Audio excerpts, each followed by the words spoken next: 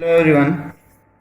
Last video में हमने बात की थी अबाउट शेप ऑफ बैक्टीरिया, उसकी प्रॉपर्टीज की बात करी थी, फ्लैजेला की बात करी थी हमने कि फ्लैजेला नंबर एक है, एक से ज़्यादा है। वो हमने यहाँ पर बात की थी लास्ट क्लास में, आप देख सकते हो, ये था वीडियो। गोल है तो उसको बोला था कोकस, रोड शेप है तो बोला था बेसिलस, अगर हेलिकल शेप है तो बोला था वहाँ पर स्पेरिकल, अगर कोमा शेप है तो उसको हमने बोला था क्या, विब्रियो शेप बोला था। अगर एक है गोल मोनोकोकस, दो है तो डिप्लोकोकस, चेन में तो स्ट्रेप्टोकोकस, यहाँ पर मास फॉर्म में तो स्टेफाइलोकोकस और 3D फॉर्म बना तो सार्की ने बोला था। इसी तरीके से हमने यहाँ पर फ्लैजेला की बात करी थी कि फ्लैजेला के नंबर यहाँ पर कितने हैं। अगर एक फ्लैजेला था तो उसको बोला था मोनोट्राइकस, दो है तो बोला था उसको डाइट्राइकस बोला था, ठीक है। अगर एम्फीट्राइकस, सॉरी, अगर एक तरफ काफी सारे तो सिफेलोट्राइकस, दोनों तरफ बहुत सारे तो लोफोट्राइकस, और सबसे मेन पॉइंट लास्ट वाला था जिसमें बॉडी के चारों तरफ फ्लैजेला इक्वली डिस्ट्रीब्यूटेड होते हैं, that is the peritrichous condition थी। और इसमें एग्जांपल था आपका ई कोलाई बैक्टीरिया, जो सबसे ज्यादा डिटेल के अंदर पढ़ा जाता है, ठीक है। तो आज की क्लास में हमें डील करना है स्ट्रक्चर ऑफ बैक्टीरिया, लेकिन स्ट्रक्चर ऑफ बैक्टीरिया पे आने से पहले मैं आपको एक दो छोटे छोटे पॉइंट और डील करता हूँ, उसके बाद में फिर हम यहाँ पर आते हैं। हमने शेप के बेस पे पढ़ा था कोकस,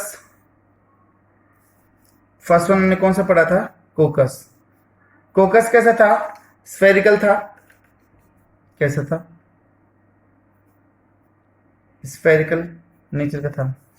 जो सबसे छोटा बैक्टीरिया होता है वो इसी ग्रुप से रिलेट करते हैं, तो these are the smallest bacteria, सबसे छोटे बैक्टीरिया ये। इसके अलावा इनके अंदर जो रेजिस्टेंस पावर है वो कैसे होती है, मैक्सिमम होती है, मैक्सिमम रेजिस्टेंट पावर, सबसे ज्यादा जो पावर है वो इनमें रेजिस्टेंस पावर, ठीक है। दूसरा हमने पढ़ा था क्या, बेसिलस पढ़ा था, second one is the bacillus. कुछ एक्स्ट्रा पॉइंट बता रहा हूँ, ये सिर्फ हम पहले पढ़ चुके थे लेकिन एक्स्ट्रा पॉइंट मैं आपको डील करवा रहा हूँ। बेसिलस में जो मोस्ट ऑफ द बैक्टीरिया हैं वो इसी ग्रुप से रिलेट करते हैं, तो mostly bacteria relate to this group, इस ग्रुप से रिलेट करते हैं, ठीक है। इसके अलावा ये कैसे थे, रोड शेप थे, और इसमें जो एंडोस्पोर बनते हैं उसके चांसेस भी सबसे ज्यादा होते हैं। कैसे होंगे ये, रोड शेप होंगे, and maximum chances to make the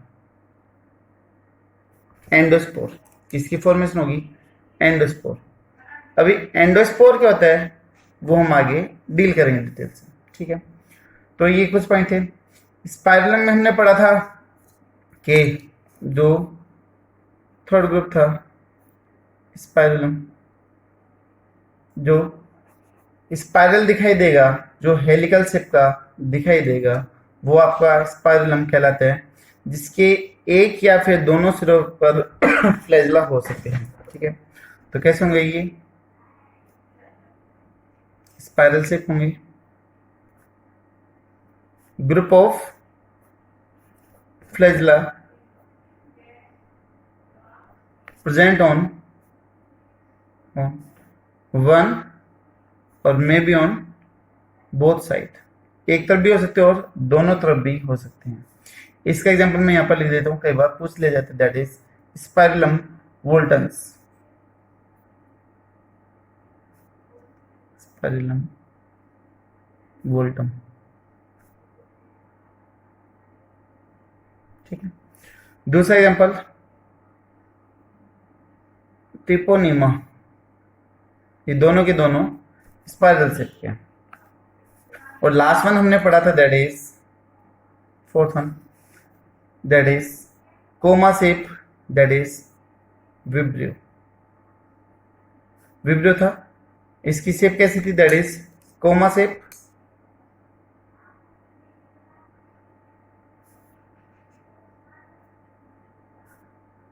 जो इंग्लिश की पंजुएशन होती है कोमा, उसकी जैसी दिखाई देती है, ठीक है। और इसका सबसे फेमस एग्जांपल आ जाएगा, that is vibrio cholerae. Vibrio cholerae जो कोलेरा करने के लिए, हेजा करने के लिए रेस्पॉन्सिबल है। ठीक है, तो ये हो गई हमारे प्रीवियस क्लास का रिवीजन विद एक्स्ट्रा पॉइंट्स। ठीक है, अभी हमें यहाँ पर बात करनी क्या, शेप ऑफ बैक्टीरिया की बात करनी है। देखिए अलग अलग शेप के बैक्टीरिया होते हैं, हम कोई भी जनरली एक शेप लेके यहाँ पर उसके स्ट्रक्चर को डील कर सकते हैं कि वो कैसे कैसे दिखाई दे सकते हैं। तो जो एक सिंपल सा डायग्राम है वो हम यहाँ पर देख लेते हैं कि बैक्टीरिया कैसे दिखाई देगा। ठीक है, तो यहाँ पर बैक्टीरिया डायग्राम, आप काफी बड़ा डायग्राम बनाना, खुला खुला, क्योंकि यहाँ पर हमें काफी पॉइंट मेंशन करने छोटे छोटे, वो भी यहाँ पर हम देख लेते साथ ही साथ में। तो डायग्राम ऑफ बैक्टीरिया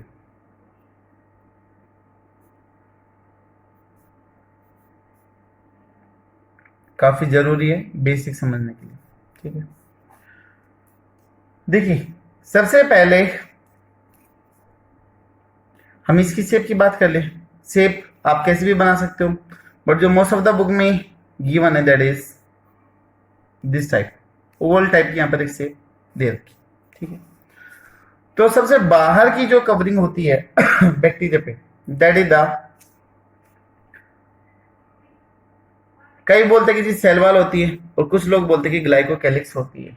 ठीक है, तो दोनों आंसर अपनी अपनी जगह पर सही हैं। ग्लाइकोकैलिक्स हो भी सकती है और कुछ बैक्टीरिया में नहीं भी हो सकती है। ठीक है, तो हम सबसे पहले बात कर लेते हैं, यहाँ पर सेल वॉल की बात कर लेते हैं कि this one is the cell wall.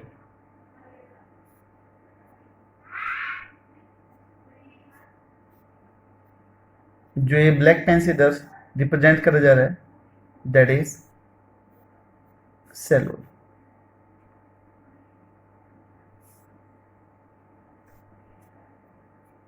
याद होगा बैक्टीरिया की सेल वॉल की हमने कंपोजिशन की बात करी थी कि इसकी जो सेल वॉल है that is non cellulosic in nature. तो किसकी बनी रहती है, पेप्टाइडोग्लाइकन की बनी हुई रहती है।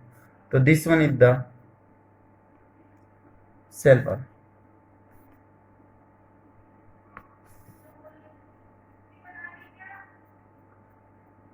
सेल वॉल होगी इधर, और जो सेल वॉल बनी होगी वो किसकी बनी होगी, पेप्टाइडोग्लाइकन की बनी होगी, कंसिस्ट ऑफ पेप्टाइडोग्लाइकन। तो यहां पर ये सेल वॉल, और सेल वॉल की कंपोजिशन लिख दी हमने पेप्टाइडोग्लाइकन। दो चीजों का कॉम्बिनेशन है, the one is the peptide and the second one is the glycan.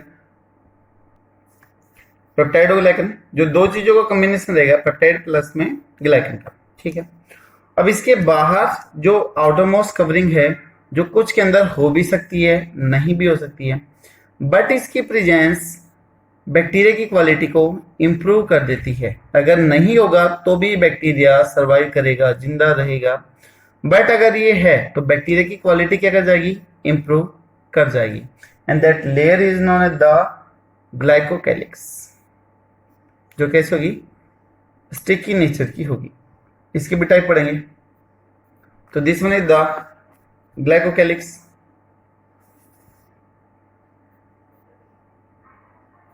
Glycocalyx. ठीक है, ग्लाइकोकैलिक्स का हम दो टाइप पढ़ेंगे। The one is the slime layer and the second one is the capsule. दोनों के अंदर क्या क्या डिफरेंस होता है वो पढ़ेंगे। ठीक है, तो बाहर की तरफ कौन सी हो गई, स्लाइम लेयर ग्लाइकोकैलिक्स हो गई, उसके नीचे कौन सी हो गई, सेल वॉल हो गई, और जो तीसरी इसके नीचे प्रेजेंट होगी that is the universal membrane, and that universal membrane is the cell membrane. देखिएगा, और जो सेल मेम्ब्रेन है वो फोल्ड हो जाती है, तो फोल्ड होने के बाद में जो स्ट्रक्चर बनती है that structure is known as the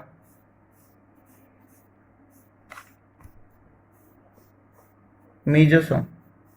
क्या बोलते हैं इसको, मीजोसोम बोलते हैं। तो जहां से ये सेल मेम्ब्रेन फोल्ड हुई है, फोल्ड हो गई, तो this one is known as the mesosome. बीच में फोल्ड हो रही है तो सेंट्रल मेजोसोम, अगर साइड में हो रही है लिटरल मेजोसोम। और ये जो ग्रीन कलर से मैंने यहाँ पर रिप्रेजेंट किया है that is the cell membrane. C का मतलब यहाँ पर सेल मेम्ब्रेन होगी, ठीक है। यहाँ पर एक स्पेस रहता है between the cell wall and the cell membrane, के बीच में जो स्पेस है that is known as the periplasmic space, ठीक है। तो यहाँ पर मैंने समझाने के लिए थोड़ा सा एक स्पेस छोड़ा है कि सेल वॉल और सेल मेम्ब्रेन के बीच में एक हल्का सा गैप दिखाई दे रहा है, that gap is known as the periplasmic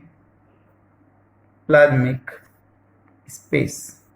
और जो ये पेरीप्लाज्मिक स्पेस है that is analogous to lysosome, ये लाइसोसोम की तरह ट्रीट करेगा, ठीक है। वो भी बाद में देख लेंगे। उसके बाद में यहाँ पर एक विप लाइक हंटर के जैसे एक स्ट्रक्चर दिखाई देती है and that is known as the flagella. क्या बोल देंगे उसको? फ्लैजला बोल देंगे। जरूर नहीं कि फ्लैजला एक हो, एक से ज्यादा भी हो सकते हैं, बट वो विप लाइक हंटर के जैसा दिखाई देगा जिसको मोबिलिटी प्रोवाइड करने में क्या करेगा? हेल्प करेगा। तो this one is the flagella. ये क्या हो गया? फ्लैजला हो गया। जो कैसा हो गया? Whip like. विप का मतलब होता है हंटर, चाबुक, ठीक है। चाबुक के लिए चाबुक के जैसे वो दिखाई देगा, ठीक है। अब इस सेल मेम्ब्रेन के अंदर जो ग्रीन कलर की जो सेल मेम्ब्रेन है, मैं थोड़ा सा डार्क कर देता हूं ताकि आपको क्लियरली विजिबल हो। बीच बीच में कहीं पे स्पेस छोड़ा हुआ है सेल वॉल और सेल मेम्ब्रेन के बीच में, दैट इज पेरीप्लाज्मिक स्पेस। जो ये पेरीप्लाज्मिक स्पेस है वो किसकी तरह ट्रीट करेगा? बिहेव एज द लाइसोसोम, जो लाइसोसोम की तरह ट्रीट करते हैं। यहाँ पे फिर भी लिख देता हूँ, एक्चुअली में लाइसोसोम होता नहीं है पर उस लाइसोसोम की तरह ट्रीट करने वाली स्ट्रक्चर यहाँ पर होती है, ठीक है। अभी सेल मेम्ब्रेन के अंदर जो जेली लाइक सब्सटेंस होगा, जो मैटर फिलअप होगा, that complete matter is known as the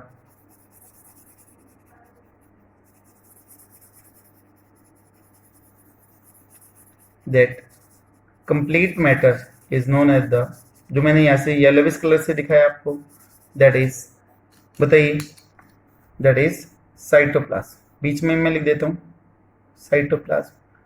cytoplasm के अंदर कौन कौन से कंपोनेंट होते हैं? जो लिक्विड पार्ट है दैट इज साइटोसोल, जो लार्ज स्ट्रक्चर होते हैं जिनका अपना स्पेसिफिक काम होता है they are the cell organelles. और जो छोटे छोटे पार्टिकल होते हैं जिनका नेचर ऑर्गेनिक या इनऑर्गेनिक हो सकता है, they are known as the infusion bodies, ठीक है। तो यहाँ पर ये हो गया साइटोप्लाज्म हो गया। अब साइटोप्लाज्म के अंदर इसका जेनेटिक मटेरियल भी होगा, और कल हमने पढ़ा था कि इसका जो जेनेटिक मटेरियल होगा उसके अंदर हिस्टोन प्रोटीन नहीं होती है, बल्कि जो डीएनए वो पॉलीअमाइन्स के चारों तरफ ही क्या कर जाते हैं? कोइल कर जाते हैं। तो उस टाइप का जो जेनेटिक मटेरियल है that is known as the nucleoid.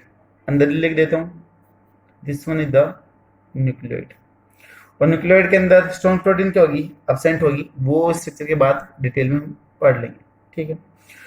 जो ये मेजोसोम है, सेंट्रल मेजोसोम, वो जनरली यहाँ पर डीएनए के साथ में बाइंड रहता है या फिर अटैच रहता है, जो इसको रेप्लिकेट करने में या फिर सेल डिवीजन करवाने में क्या करेगा? हेल्प करेगा। और जो इस साइड में जो ये मैंने मेजोसोम दिखाया है that is the lateral mesosome. ऊपर लिख देता हूँ, this one is the lateral mesosome. जो लेटरल मेजोसोम है that have the oxidative enzymes, जो ऑक्सीडेशन करने में क्या करेंगे? हेल्प करेंगे। तो ये जो लेटरल मेजोसोम है that behave at the mitochondria of the bacteria. Bacteria don't have the mitochondria but lateral mesosome will behave at the mitochondria, ठीक है। वो हम सेल मेम्ब्रेन की मॉडिफिकेशन के अंदर पढ़ लेंगे, फिर सेल मेम्ब्रेन के अंदर डील कर लेंगे, ठीक है। तो ये माइटोकॉन्ड्रिया की तरह ट्रीट करेगा। उसके अलावा यहां पर डीएनए से क्या बनेगा? एमआरएनए बनेगा। तो this one is the mRNA. क्या हो गया भाई? ये एमआरएनए हो गया। mRNA के ऊपर यहां पर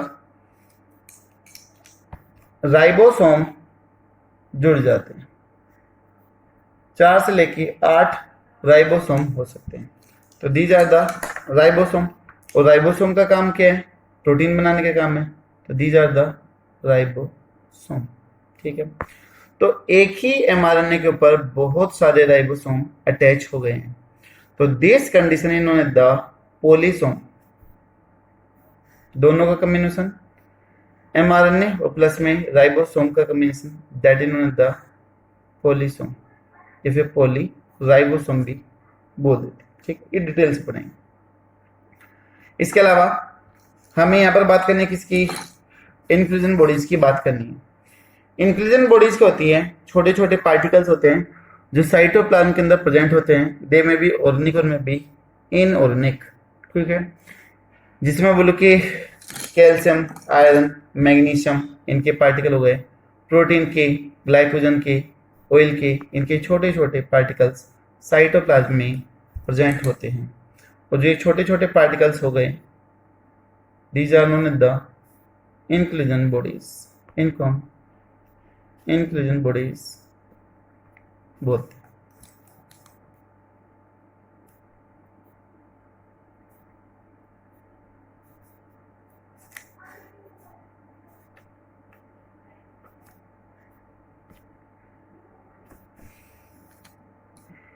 ठीक है, तो ये डिफरेंट डिफरेंट टाइप्स की इधर की हो जाएंगी।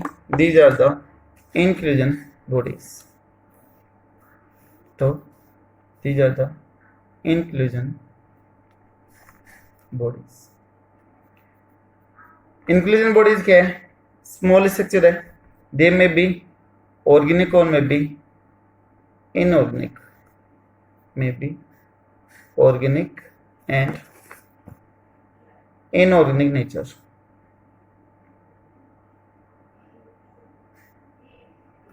ठीक है, तो यहां पर हमने मोस्ट ऑफ द पार्ट को कवर कर लिए। देखिए एक बार मैं फिर से रिवाइज करवाता हूँ ये पूरी की पूरी स्ट्रक्चर, क्योंकि काफी जरूरी है। बैक्टीरिया का बेसिक है, जो चीज हमें यहाँ पे डिटेल से पढ़। सबसे बाहर की आउटर मोस्ट कवरिंग जो है दैट इज द ग्लाइकोकैलिक्स। जरूरी नहीं है कि हो भी सकती है, नहीं भी हो सकती, बट ये क्या करती है? क्वालिटी को इंप्रूव करती है। जिस भी बैक्टीरिया में होगी उसके नेचर को क्या कर देगी? सुपीरियर कर देगी।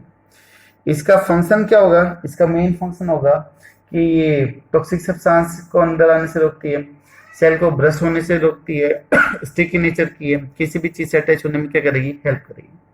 इसके दो टाइप हमने बोले थे, कौन कौन से? Slime layer and the capsule, वो पढ़ेंगे। दूसरे नंबर की हो गई कौन सी? सेल वॉल हो गई। सेल वॉल कैसे होगी? सॉलिड होगी, जो स्पेसिफिक शेप साइज देने के लिए क्या होती है? रेस्पॉन्सिबल होती है। किसकी बनी होगी? पेप्टाइड और ग्लाइकन की बनी होगी। तो इसमें दो चीजें, एक तो पेप्टाइड यानी कि प्रोटीन, और दूसरी क्या है? Sugar, that is glycogen. ठीक है, किस किस तरीके से पेप्टाइड और ग्लाइकोजन अरेंज है उसकी हम थोड़ी सी चित्र को जूम करके देखेंगे, छोटे से सेगमेंट को मैग्नीफाई करके देखेंगे कि सेल वॉल कैसे दिखाई देता है। ठीक है, थर्ड वन आ गई, that is the cell membrane. Cell membrane कौन सी हो गई? यूनिवर्सल मेम्ब्रेन होती है, जो किसी भी सेल के अंदर साइटोप्लाज्म को क्या करती है? कवर करती है।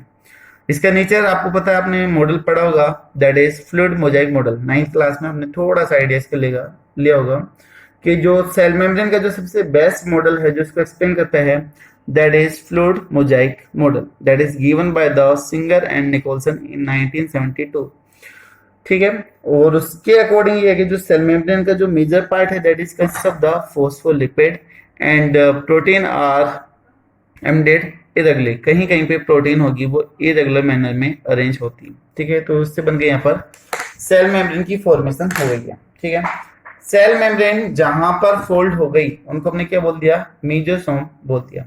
बीच में से फोल्ड हुई है तो इसको हम बोलेंगे सेंट्रल मेसोसोम बोलेंगे, और जो साइड से फोल्ड हो गई है उसको हम क्या बोलेंगे? लेटरल मेसोसोम बोलेंगे। सेंट्रल मेसोसोम का काम होगा डीएनए के साथ में, न्यूक्लियोइड के साथ में अटैच रहेगा, तो इसका काम होगा सेल डिवीजन का काम होगा। सेल डिवीजन में या फिर रेप्लिकेशन में क्या करेगा? हेल्प करेगा। इंपॉर्टेंट पॉइंट है काफी ज्यादा कि सेंट्रल मेसोसोम का काम क्या है? तो help in the doubling of DNA, replication या फिर सेल डिवीजन बोल सकते हैं। लेटरल मेसोसोम के अंदर क्या है, ऑक्सीडेटिव एंजाइम है, जहां पर खाने का क्या होगा, ऑक्सीडेशन होगा।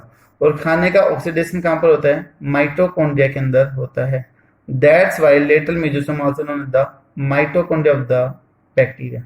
बैक्टीरिया का माइटोकॉन्ड्रिया भी इसको बोलते हैं।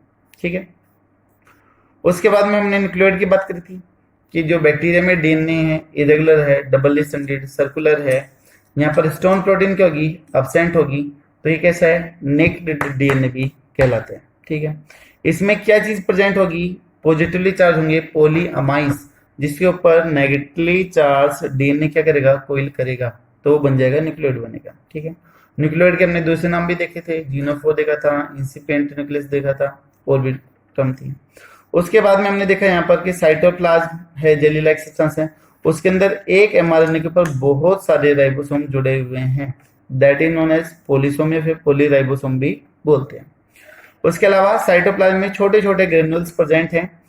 जो ग्रेन्यूल्स हैं उनको हमने क्या बोलते हैं, इनक्लूजन बॉडीज बोल दिया, जिसके दो टाइप हो सकते हैं, ऑर्गेनिक एंड द इनऑर्गेनिक। ठीक है, ऑर्गेनिक इनऑर्गेनिक कौन कौन से, वो भी हम बात करेंगे।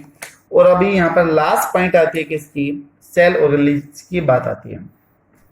हमने यहाँ पर बोला था कि जो बैक्टीरिया हैं उनके अंदर डबल मेम्ब्रेन या फिर मेम्ब्रेन बाउंडेड ऑर्गेनेली प्रेजेंट नहीं होती है, दे आर अब्सेंट।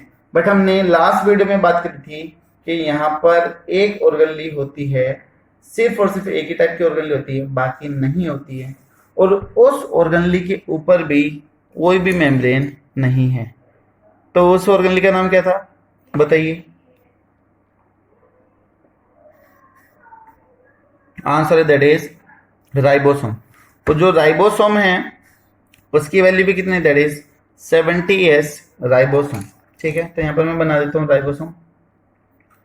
तो these are the randomly scattered ribosome, जो ऐसे यहां पर स्कैटर्ड होंगे। ठीक है, तो ये जो राइबोसोम है, यहां पर मैं मेंशन करता हूं क्योंकि स्पेस की थोड़ी सी प्रॉब्लम है, दैट इज 70s राइबोसोम। कितना है, 70s राइबोसोम। और आपको याद होगा, आपने 9th में भी पढ़ा होगा इनके बारे में, कि जो 70s राइबोसोम है दैट हैज 2 यूनिट, उसके अंदर 2 यूनिट है, एक छोटी और एक कौन सी है, बड़ी। तो जो लार्ज यूनिट है उसकी वैल्यू कितनी है, दैट इज बताइए 50s, और जो छोटी वाली उसकी वैल्यू कितनी है, दैट इज 30s। उन दोनों का कॉम्बिनेशन अगर हम देखते हैं डेंसिटी के अकॉर्डिंग तो कितना आता है, 70s आता है। ठीक है, तो ये हो गई बैक्टीरिया की जनरल स्ट्रक्चर कि एक बैक्टीरिया कैसे दिखाई देगा। यहाँ पर लगभग हर एक पार्ट कवर। ठीक है, अब ये जितने भी स्ट्रक्चर हमने यहाँ पर करी है उन सभी को मैं डिटेल से एक एक करके डील करना है। ठीक है, और यहाँ पर सबसे पहले एक टर्म आ जाती है cell envelope. Cell envelope, envelope का मतलब कवरिंग। ठीक है, सेल एनवलप वो लेयर या वो मेम्ब्रेन जो सेल को कवर करे, they are known as the cell envelope. कितनी है, 3 है। कौन कौन सी है, glycocalyx, cell wall and the cell membrane, तीनों की तीनों सेल को कवर करती है। तो these 3 membranes are collectively known as the cell envelope. ठीक है, तो सबसे पहले आ जाते हैं सेल एनवलप के ऊपर आ जाते हैं।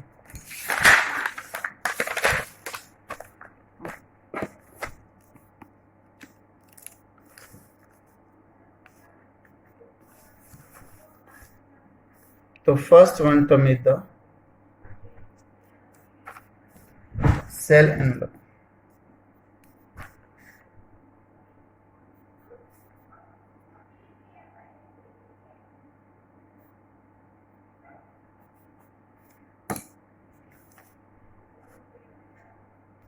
all those membranes which cover the cell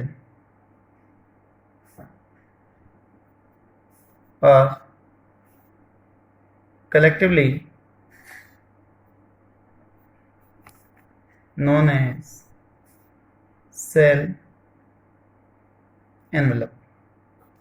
जितने भी मेम्ब्रेन जो सेल के साइटोप्लाज्म के बाहर है उन सभी को एक साथ में हम सेल एनवलप बोल देते हैं। तो यहाँ पर सबसे बाहर आउटर वन, फर्स्ट पोजीशन पर आउटर जो है वो कौन सी, दैट इज ग्लाइकोकैलिक्स।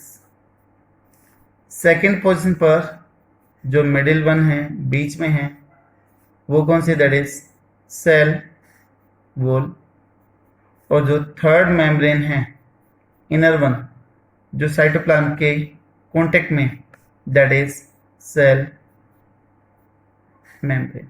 ठीक है, और इन तीनों को हम एक साथ में क्या बोल देते हैं, दैट इज सेल एनवलप। क्या बोल देते हैं इसको, सेल एनवलप बोल देते हैं। ठीक है, तो जो सबसे बाहर की जो मेम्ब्रेन है, जो मैं यहाँ पर डिटेल के साथ में पढ़नी है, दैट इज ग्लाइकोकैलिक्स। तो फर्स्ट मेम्ब्रेन पे आ जाते हैं, फर्स्ट पार्ट पे आ जाते हैं बैक्टीरिया के पे, दैट इज ग्लाइकोकैलिक्स। एक ही करके मैं यहाँ पे सारी की सारी चीजों को डील करते हुए चल रहे हैं। तो इट इज, कौन सा फीचर बताया था कि यूनिवर्सल है या फिर नॉन यूनिवर्सल, बताइए। It is non universal membrane या फिर स्ट्रक्चर, नॉन यूनिवर्सल है।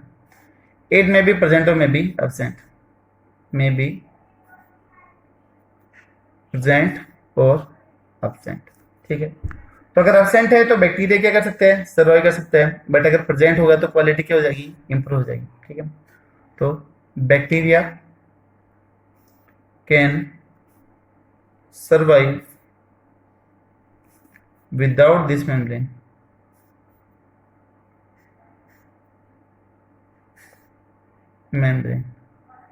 but its presence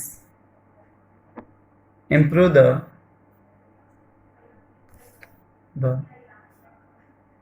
quality of bacteria। लेकिन ये जो मेम्ब्रेन होगी वो बैक्टीरिया की क्वालिटी को इंप्रूव कर देगी, क्योंकि इसका काम क्या क्या है, it help in protection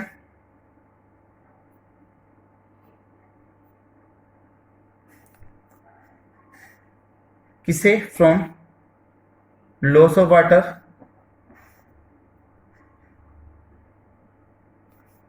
nutrient,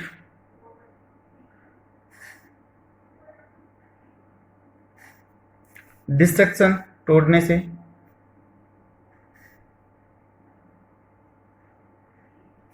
from toxic substance, किसमें, अटैचमेंट में, आल्सो हेल्प इन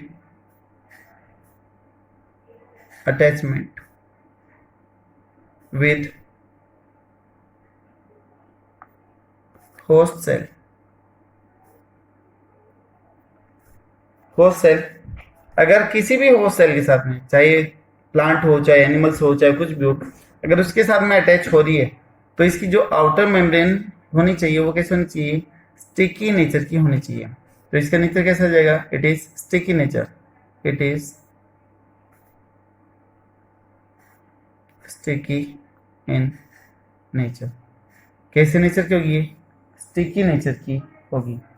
अगर इसकी हम कंपोजिशन की बात कर दें तो ग्लाइको वर्ड आया है, वो ग्लाइको वर्ड किससे रिलेट करता है, आपको पता ही है, that is carbohydrate, sugar.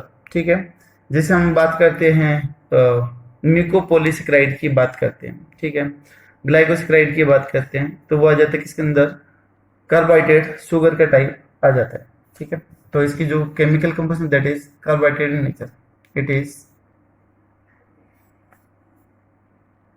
Carbohydrate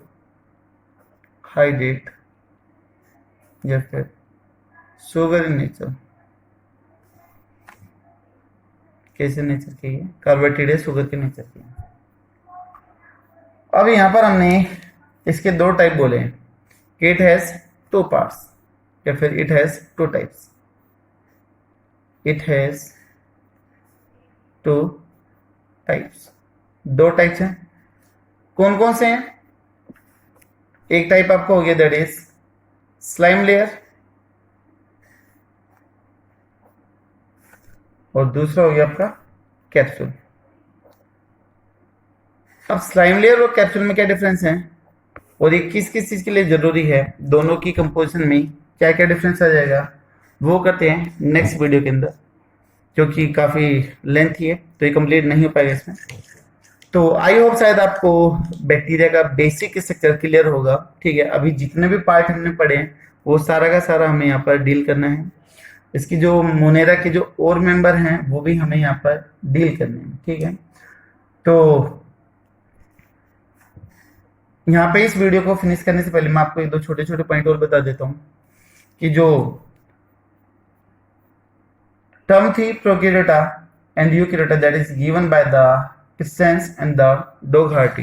ठीक है, तो Christens and Dougherty give prokaryota and eukaryota term, वो इनके द्वारा दी गई थी। ठीक है, कुछ बैक्टीरिया ऐसे भी हैं जिनकी सेल वॉल की कंपोजिशन किसकी है, सेलुलोज की है, सेलुलोजिक सेल वॉल बैक्टीरिया। किस किस बैक्टीरिया में सेल वॉल सेलुलोज की बनी है, एसिटोबैक्टर,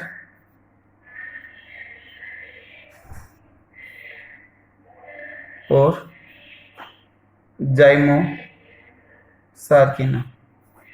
एजोटोबैक्टर की वैरायटी में और जाइमो सार्किना के अंदर किसकी बनी रहेगी, सेलुलोज की बनी रहेगी। ठीक है, कुछ ऐसे भी जिनके अंदर सेल वॉल नहीं होते, तो एग्जांपल आ जाएगा आपका माइकोप्लाज्मा। ठीक है, तो नेक्स्ट वीडियो में हम स्लाइम लेयर और कैप्सूल के बारे में बात कर लेते हैं। Thank you so much.